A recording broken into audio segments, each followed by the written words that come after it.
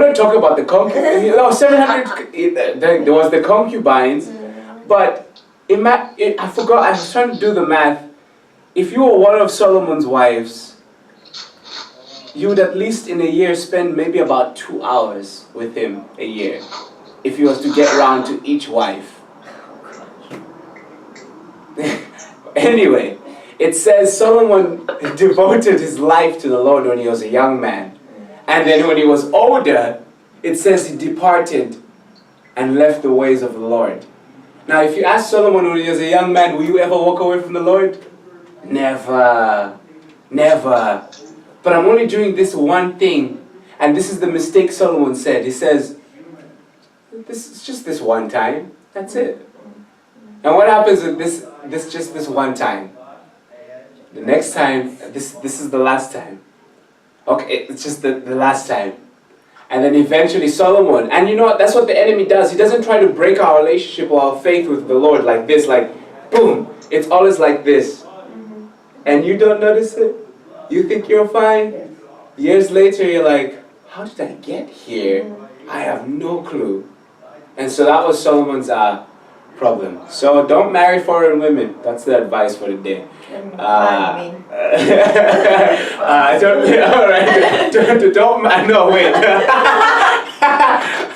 Don't marry pagan foreign women.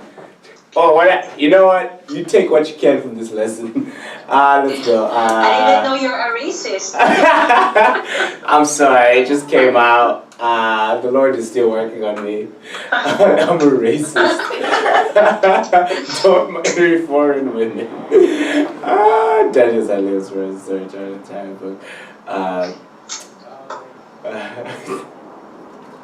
Now, here's the one thing is Daniel realized the reason his nation was in captivity was because they didn't follow God's law. And so he understood that failure to observe God's law will result in consequences. And I always like to say this to the young people and youth is, you know what? God forgives our sins. You can commit the worst sin in the entire world that you can think of, and he puts it on the cross and he forgives us. He gives us grace and mercy. But that doesn't mean there's no consequences for your actions. There are still repercussions for your actions. There will be still some things you have to deal with for your actions. Doesn't mean God hasn't forgiven you. Doesn't mean he loves you anymore or any less. You still have to deal with those consequences. Question, guys, for this one is, first of all, now, before I go, the way Daniel handles the food eating sets the tone for how the book goes.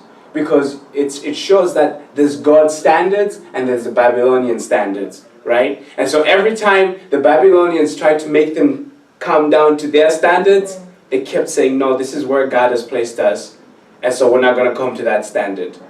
Now, how do you follow your convictions? This is a question. How do you follow your convictions without appearing holier than thou or better than someone else?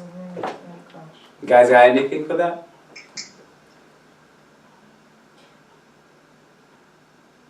Doing it in a way that isn't in their face. You're just being genuine. I guess when they see that you're genuine about something and it's not like to offend, like it's not like to hurt them in any way, I think people respect that. Like if you stand your ground but not like just do it in a polite way. Yeah. What? I didn't hear you properly. You gotta face that way. And then Zion, no. What? I'm here. Hello. No, I said like to, I think when you're genuine about it, people like respect that when you're just being truthful about your beliefs, and they won't be offended in that way if they see that you're genuine and just polite about it and not in their face, that sort of thing. Okay. You got anything to add there? Yeah, Zion. In my workplace, you know that if you are working as a nurse, you need to have this standard of hygiene. So, but then they provide our clothing, like the scrubs and some pants. But then I talked to my boss about it that I cannot wear pants So if you want me to work in your hospital, in your nursing homes, I'm gonna have my own skirt. And then there was a time that like they were thinking that, oh no, you can't. Okay, but it's my condition. I can't. Like you need me, then you have to comply on my conditions. And then they said that okay. So now it's been almost 4 years. I'm working in that hospital and nursing homes that I have my own skirt. And everyone in our workplace, they have their own pants, but for me, they provide the skirt for me, just for me. Oh, Mm. there you go. Yeah.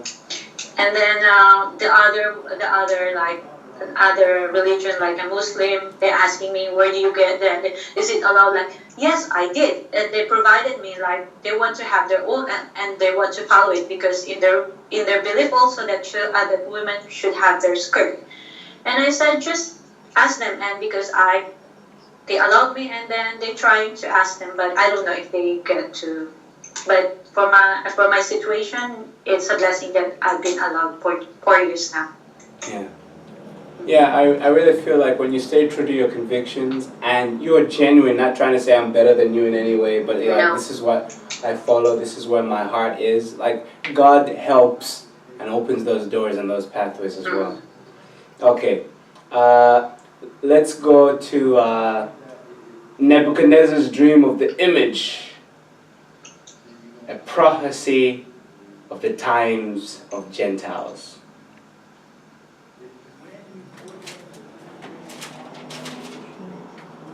I'm going to have to pop in here real quickly.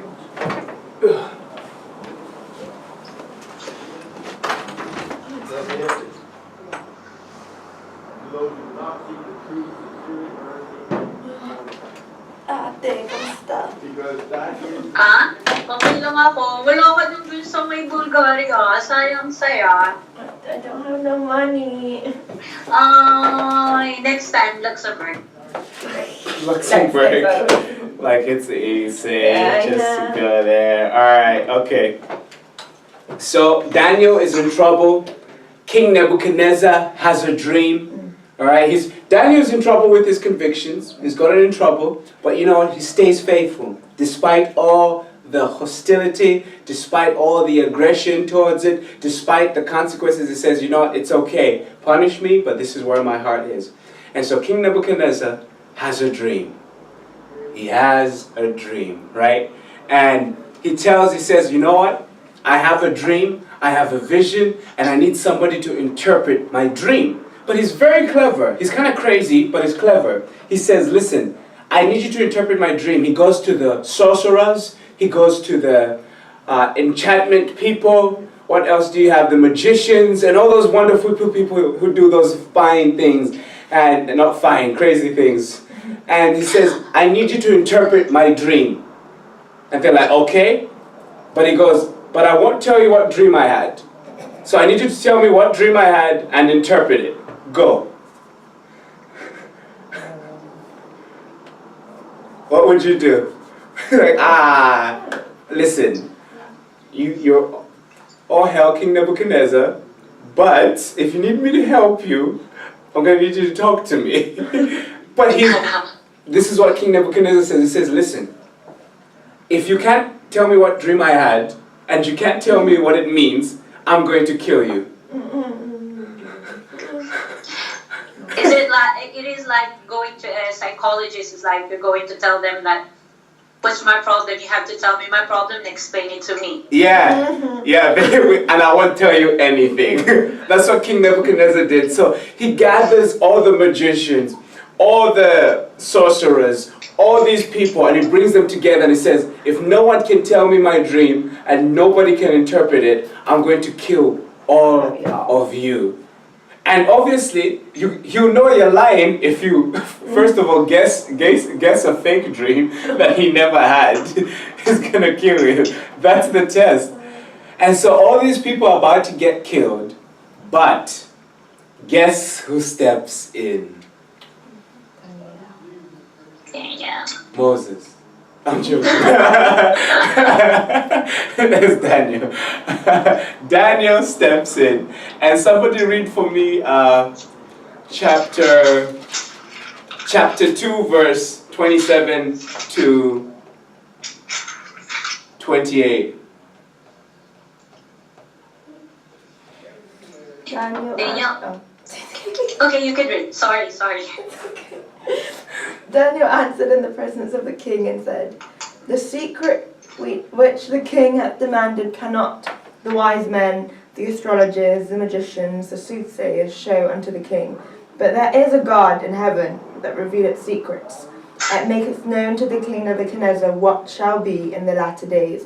Thy dream and the visions of thy head upon thy bed are these." Okay, and so he explains to him the dream, and he says, I love that. He steps in. First of all, doesn't say it, so this is an assumption, so don't write this down. I think he steps in not to show off, but I think he steps in to save the people who are about to be killed by King Nebuchadnezzar, and says, wait, King Nebuchadnezzar, give me some time, and I'll tell you what this all means. I'll even tell you your dream, and we all know the only person who can answer this is the main God. I'm just going to say that because all these guys' gods are not working. Where's Aku? Where's Nebu?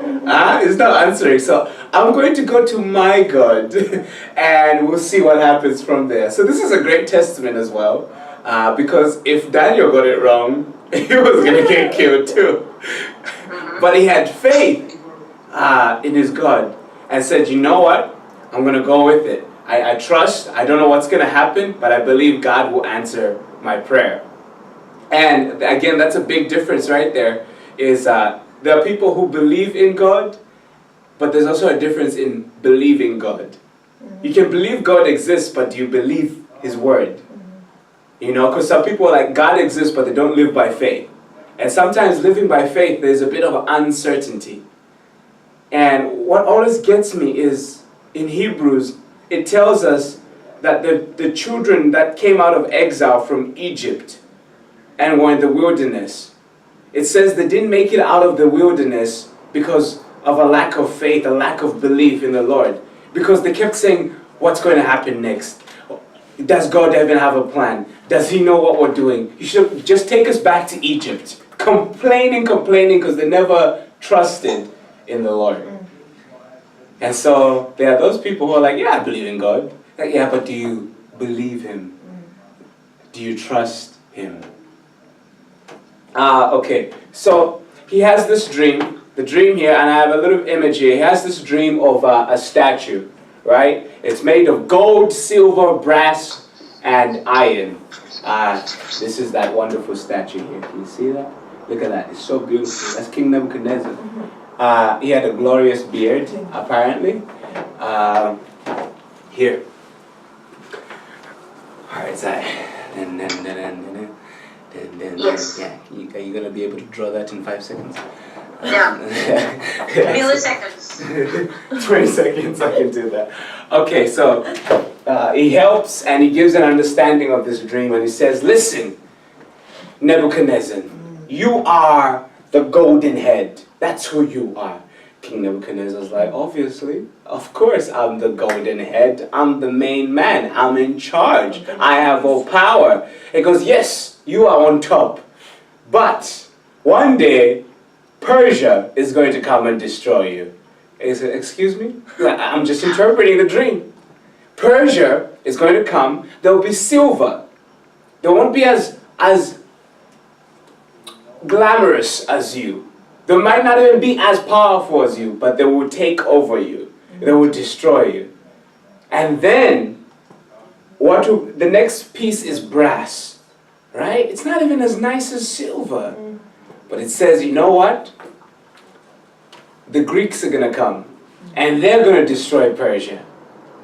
And it'll be like, okay, so these kingdoms, these man-made kingdoms that are so high and powerful, keep getting destroyed by things that are lower than them. And then it says, finally you have iron.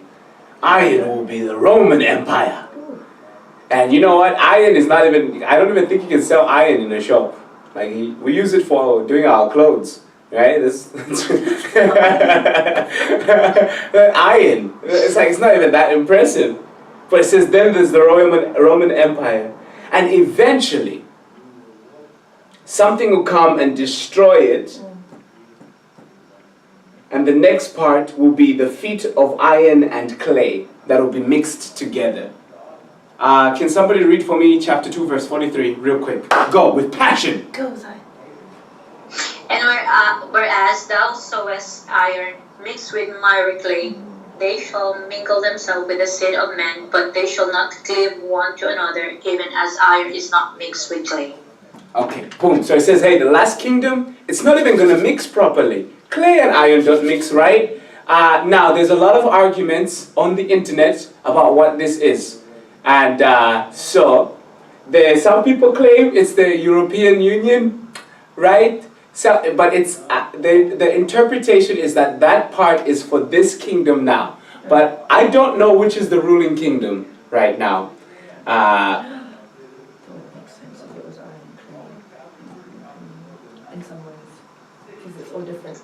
Yeah. Oh, yeah. I didn't think about that. So a lot of people, iron and clay is, the European Union is a lot of different countries mixed together, and they're not mixing together. Some people want independence, some people don't want independence, you know, all these things, right? And so it kind of looks like this is going to be the last, and it says after this empire, it says, and then God's kingdom comes and destroys all of this and creates one that cannot be destroyed by anything. And so it seems like we're living in the last days, people. We're living in the last days. Huh? That means, you know what? Imagine on your wedding day, Zion. On your wedding day you've waited for. The pastor has prayed over you. You have done your vows. They are heartfelt. People are crying. Someone is just like filled with the Holy Ghost. Someone's going to get baptized at your wedding. We're like, what? And then, when they say, do you say I do? He says, I do. Does she say I do? She says, I do. He's like, you may now kiss. And then all of a sudden you hear the and the kingdom of heaven's coming down. Can I say, Lord, stop. Wait. Wait. I need to experience the spices of life.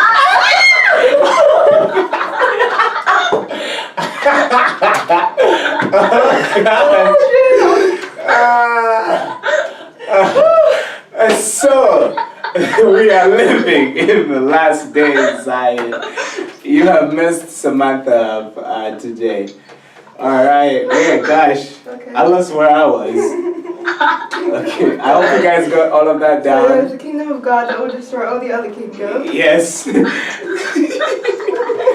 Slash spices of life.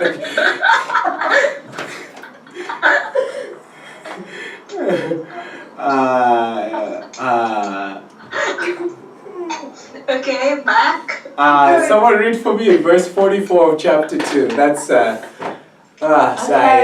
Man. And in the days of these kings shall the God of heaven set up a kingdom which shall never be destroyed, and the kingdom shall not be left to other people, but it shall break in pieces and consume all these kingdoms, and it shall stand forever. Yes. You heard that, Zion? Yes. Okay. Gosh. Hey, how much time do we have left? Oh my goodness. overtime. That's the time, guys. I'm so sorry. Ah. We're supposed to go to Shadrach, Meshach, and Abednego. Quick. We have a 15-minute break. You can not, we can... Yeah? Nah. Okay, let's quickly go there. This time I can finish. Okay, finish this part. Boom, boom, boom. Okay, so King Nebuchadnezzar builds a statue, obviously. Okay? He builds this statue. And he says, I'm going to make it absolutely magnificent. When you read through the book of Daniel, it actually gives us 6 cubits wide and 60 cubits high, which means it was more important not just the way it looked, but it was about size. You know, the bigger something is, the more grandiose it is, the more braggadocious it seems. It's like I have more power. But this also introduces something. I don't think Nebuchadnezzar meant it. But 7 is what? God's number. God's number. God's number. But when it says 6 cubits wide and 66 cubits high, 6 is the number prominent in the Bible as the number of the devil. It's also known as the number of man. Alright? You have the number of God, 7, 6 being the number of man. Yes, we also get 666, the enemy. But it just shows you that these things were done by the power of man. Now, the things that man can do are impressive, but they're nothing close to the power of God. And so he builds this thing, and he brings everyone, the whole nation of Babylon, together. He tells them, look at this amazing statue. And what does he tell them to do? Worship it. He tells them to worship this statue. Now, hold on here. Worshiping. The issue of worshiping. Now here there's two things you must understand. Yes, he tells them to bow down and worship the image, but more than it being religious, it was also political. It was showing that, hey, guess what? Guess who's in charge here? King Nebuchadnezzar. And that's who you worship. Because he was angry. He's like, what kingdom is going to come and destroy me? Persians, pooh. Grecians, pooh. Romans, pooh. Europe, pooh. I'll have an everlasting kingdom. Anybody still hear about Babylon today? Nope, it's gone. And so he tells them, kneel, worship me. And the punishment for disobeying this command to worship was being thrown in a burning fiery furnace. This threat of burning to death was enough to cause the entire nation to obey, apparently, except for 3 companions of Daniel. But before we go there, I need you to explain something, guys. This is how God works sometimes, right? He's a deliverer, but he can also deliver us into things and still protect us. Okay? Let's look at the story of Daniel in the lion's den. He didn't stop Daniel from getting into the lion's den. As a matter of fact, because God is in control of anything, Daniel found himself in the den. But it says, you know what? While you're in the den, I can still protect you. I may not deliver you out of your situation, but I can keep you going in your situation. Right? The 3 Hebrew boys, we all know they ended up in that fire, and he didn't stop them from being thrown in the fire, but God can keep you in the midst of the fire.